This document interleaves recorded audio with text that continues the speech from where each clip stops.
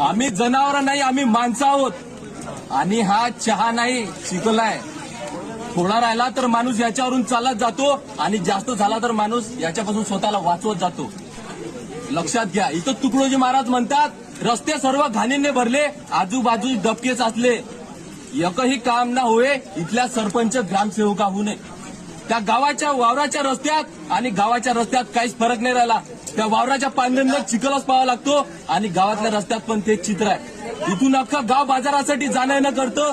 पावसाळ्यात साधीत चालायला सुद्धा जागा नाही, पण हे दुर्लक्ष करतात. अख्ख्या अमरावती जिल्ह्यातल्या तालुक्यांच्या गावाचा अंदाज लावला तर या गावातल्या एवढ्या राजकारण्यांची संख्या कुठंच नाही, पण ते दुर्लक्ष करतात.